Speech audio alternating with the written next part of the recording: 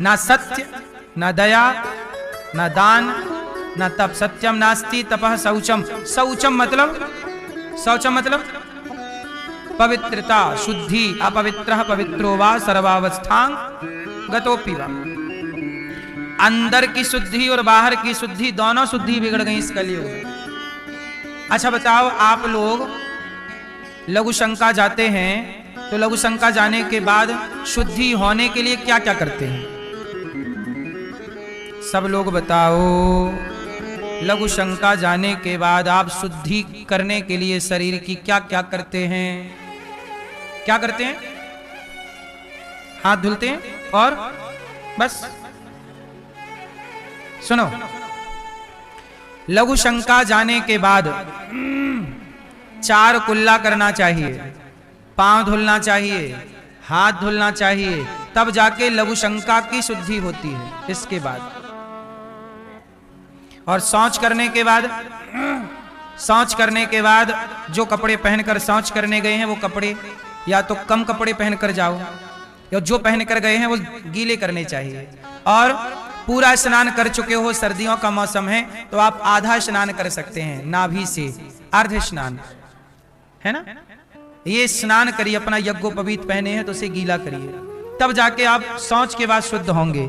अब आजकल तो लड़के कुछ लोग 4 दिन नहाते नहीं है, सर्दी बहुत, कल नहाएंगे। कल भी बोले आज बहुत ठंड, कल नहा लेंगे। कल करते साहब जनवरी निकल गई, दिसंबर निकल गया। बोला फाइनली सीधा होली में नहा लेंगे, होली खेल के। मैया तो आप लोग कभी कभी नहाते हो कि रोज नहाते हो? हैं? तो मैंने वीडियो बंद कर दी है, तो जाके पहले सब्सक्राइब कर दो। आप लोग जैसे ही सब्सक्राइब करोगे वीडियो अपने आप चालू हो जाएगी। देखो नीचे बटन दिख रहा होगा, सब्सक्राइब करेंगे, सब्सक्राइब करो, वीडियो अपने आप चालू हो जाएगा।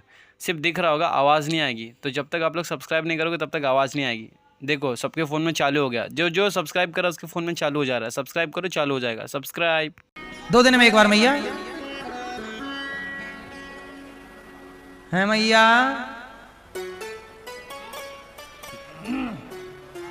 ये दास अनिरुद्ध, हम 12 महीने 365 दिन 2 बार और दिन में बल्कि 3 बार स्नान करते हैं। शुद्धि जरूरी है। अच्छा, शौच 1 बार जाना चाहिए कि 2 बार है? कितनी बार जाना चाहिए? 1 बार। खाओ आप 2 बार, खाओ 3 बार और टंकी खाली करो 1 बार।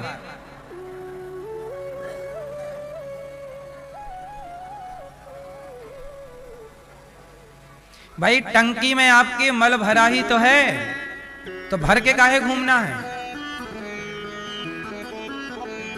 रात का शाम को खाया, सुबह खाली कर लिया, और दिन भर जो खाया वो शाम को खाली कर लिया। पेट को भी थोड़ा रेस्ट दो, सही है? क्योंकि भरा तो आपके भीतर है, तो भरा वो आपको सुख तो ना देगा। इसलिए अंदर की शुद्धि भी ठीक हो और बाहर की शुद्धि भी तो हो गया। छल कपट मुक्त हो गए तो आपके हृदय अंतःकरण में भगवान प्रकट हो जाएंगे। भगवान कोई बाहर थोड़ी। एक राजा था, उस राजा के यहां एक विदेशी पेंटिंग वाला आया, पेंटर, पेंटिंग अच्छी करता। राजा से बोला, राजा साहब मैं आपके राज्य में बहुत अच्छी पेंटिंग करना चाहता हूं, मुझे बस एक खाली दीवार दे दीजिए। राजा ने कहा, ये रही दीवार, ये रहे कलर, ये रहे ब्रश, ये रहा सामान, तुम करो। तो राजा का अपना दरबार का, नगर का एक चित्रकार आया, पेंटर। महाराज आपने विदेशी आदमी को मौका दिया है, एक मौका मुझे भी दीजिए, मैं भी बहुत अच्छी पेंटिंग करता हूं। तो राजा ने कहा, ठीक है तुम हमारे अपने राज्य के हो, दोनों में देखते हैं बेहतर किसकी, जिसकी बेहतर पेंटिंग होगी उसको इनाम देंगे। ठीक है भैया। राजा ने इसे उसके दीवार के सामने दीवार दे दी। 2 दीवार मतलब 2 दीवारें हैं आमने सामने, ठीक आमने सामने। तो अब विदेशी आदमी पेंट ले रहा, और ये जो राजा के राज्य का था, राजा ने कहा तुम्हें कितना पेंट चाहिए, ब्रश चाहिए, सामग्री चाहिए? इसने कहा हमें कुछ ना चाहिए। राजा बोला, बिना पेंट के पेंटिंग कैसे होगी? कलर के बिना? कलर नहीं ले रहे हो आप? नहीं हमें कोई कलर वलर नहीं चाहिए। तो मैंने वीडियो बंद कर दी है, तो जाके पहले सब्सक्राइब कर दो। आप लोग जैसे ही सब्सक्राइब करोगे वीडियो अपने आप चालू हो जाएगी। देखो नीचे बटन दिख रहा होगा, सब्सक्राइब करेंगे, सब्सक्राइब करो, वीडियो अपने आप चालू हो जाएगा। सिर्फ दिख रहा होगा, आवाज़ नहीं आएगी। तो जब तक आप लोग सब्सक्राइब नहीं करोगे तब तक आवाज़ नहीं आएगी। देखो सबके फ़ोन में चालू हो गया, जो जो सब्सक्राइब करा उसके फ़ोन में चालू हो जा रहा है। सब्सक्राइब करो, चालू हो जाएगा। सब्सक्राइब। राजा बोले, बड़ी गजब बात कर रहे हो तुम। कहा महाराज मेरी दीवार को बस आप दूर से पैक कर दीजिए, 5-10 फीट दूर से पर्दा लगा दीजिए, कोई देखने ना पावे। ठीक है। अब राजा ने सेफ्टी बढ़ा दी, सिक्योरिटी बढ़ा दी, पर्दा लगा दिया। दोनों की दीवारों के सामने सामने पर्दा लग गया, ना इसकी कोई देख पा रहा ना इसकी। अब राजा बड़ा चक्कर में पड़ा कि विदेशी आदमी तो कलर वलर लेके गया भीतर, तो कलर से तो पेंटिंग होगी ही, पर ये आदमी गजब, कलर भी नहीं लिया, ब्रश भी नहीं, वो बोला मैं पेंटिंग बनाऊंगा। काहे की बनाएगा? अब भैया लो सबका टाइम पीरियड पूरा हुआ और जो विदेशी था उसने कहा महाराज पेंटिंग तैयार है, मुहूर्त देख लो कब खोलूं। बोले कल। सब सभा लगी, लोग बड़ी दूर दूर से आए कि बड़ा पेंटर है भाई। खोला गया, देखा गया, वाह लाजवाब पेंटिंग बनाई विदेशी आदमी, गजब की नदी बनाई, गजब की सड़कें बनाई, क्या पेड़ ऐसे बनाए कि सही के पेड़ हैं, लोग ऐसे बना दिए कि बिल्कुल हूबहू चल रहा है व्यक्ति, ऐसा बोलती हुई, जैसे लोग कहते नहीं तो बोलती हुई प्रतिमा है, बोलता हुआ चित्र है, ऐसी उभरी हुई बिल्कुल पेंटिंग बनाई उस विदेशी कारीगर ने। अब बारी थी राजा के अपने राज्य के कारीगर की, उस चित्रकार की। भाई तुम्हारा भी पर्दा खोलो। हाँ महाराज हटा दो। पर्दा हटाया तो उसकी दीवार में भी उससे 20 पेंटिंग, 20 मीन्स और बेस्ट और अच्छी पेंटिंग, गजब। राजा आश्चर्य, भाई तूने ये कलर लिए नहीं और इससे भी खूबसूरत चित्रकारी तेरी कैसे बनाया? उस राजा के उस अपने व्यक्ति ने कहा महाराज मैंने इस दीवार पे कोई चित्र बनाया ही नहीं। अरे हमें तो दिख रहा चित्र है। नहीं महाराज मैंने चित्र नहीं बनाया, मैंने दीवार को इतना घिसा, इतना बेहतर इस पे काम किया कि मैंने अपनी दीवार को केवल दर्पण बना दिया। और जब मेरी दीवार दर्पण हो गई तो सामने वाले का चित्र मेरी दीवार में अपने आप उभर के आ गया। उस दीवार का चित्र इसमें दिख रहा है और आपको लग रहा है हूबहू है, उससे भी बेहतर शाइनिंग है। चित्र नहीं है इसमें कुछ भी, ये केवल हमारी दीवार क्या बनी है, घिस घिस के हमने क्या बना दिया, उसे दर्पण बना दिया। और दर्पण बन गई तो उसकी उतर गई कि नहीं? बस आप अपने मन को दर्पण बना लीजिए, ईश्वर की छवि अपने मन के दर्पण में अपने आप उतर आएगी। ईश्वर को खोजने कहां जाओगे? अपने को दर्पण बनाओ। वो दर्पण यदि गंदा है तो उसमें चित्र नजर ना आएगा। इसलिए दर्पण को क्या होना चाहिए? इसलिए कहता हूं निर्मल मन के दर्पण में वह राम का दर्शन पाएगा। जब तक मन दर्पण नहीं होगा तो मैंने वीडियो बंद कर दी है, तो जाके पहले सब्सक्राइब कर दो। आप लोग जैसे ही सब्सक्राइब करोगे वीडियो अपने आप चालू हो जाएगी। देखो नीचे बटन दिख रहा होगा, सब्सक्राइब करेंगे, सब्सक्राइब करो, वीडियो अपने आप चालू हो जाएगा। सिर्फ दिख रहा होगा, आवाज़ नहीं आएगी। तो जब तक आप लोग सब्सक्राइब नहीं करोगे तब तक आवाज़ नहीं आएगी। देखो सबके फ़ोन में चालू हो गया, जो जो सब्सक्राइब करा उसके फ़ोन में चालू हो जा रहा है। सब्सक्राइब करो, चालू हो जाएगा। सब्सक्राइब। मन दर्पण कहलाए, तोरा मन दर्पण कहलाए। ये मन दर्पण है, दर्पण मतलब शीशा, कांच, मिरर। यदि आपका मन दर्पण नहीं हो पाया तो उस दर्पण के बिना आपका भी चित्र नजर नहीं आता। आपके पास दर्पण ना हो तो आपका चित्र कैसे नजर आएगा?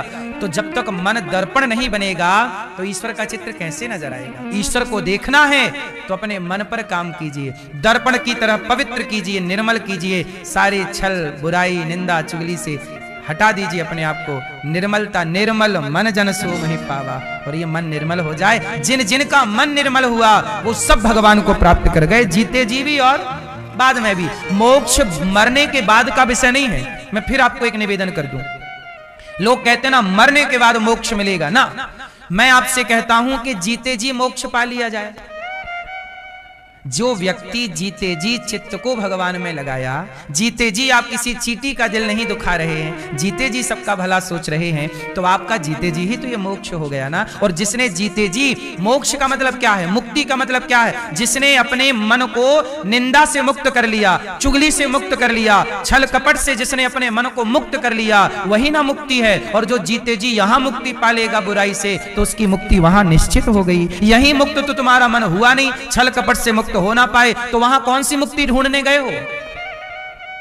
वहां कोई मुक्ति ना मिलेगी। यहां मुक्ति है तो वहां मुक्ति है। क्या तुमने अपने मन को मुक्त किया संसार के बंधनों से?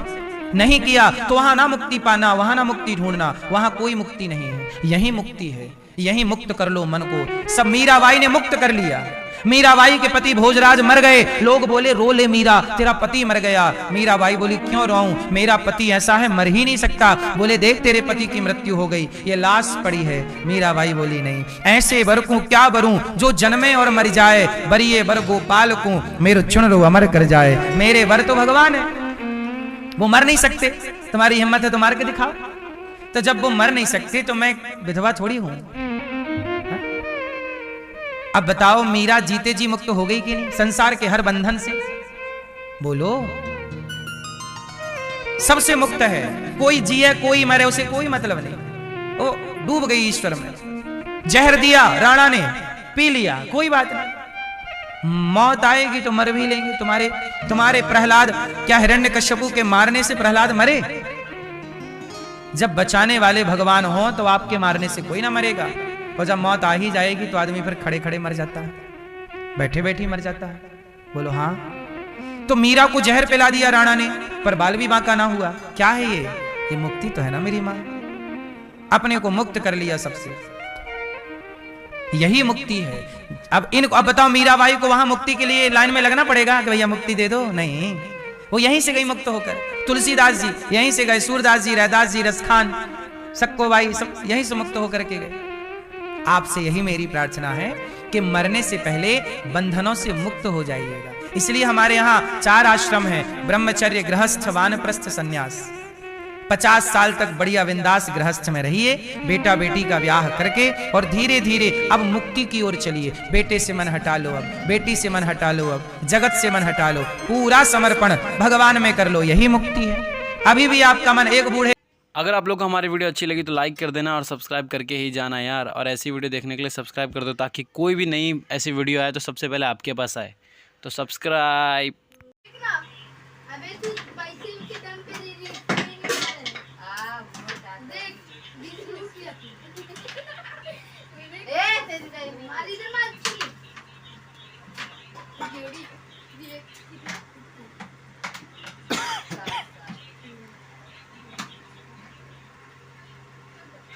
ये इधर डाल।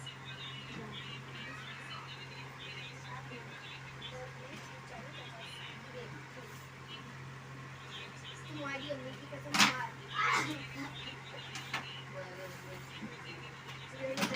हाँ, शानी मार ली। नहीं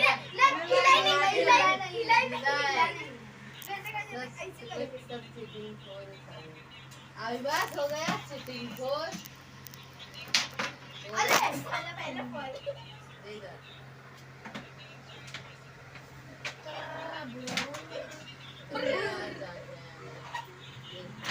अरे पहले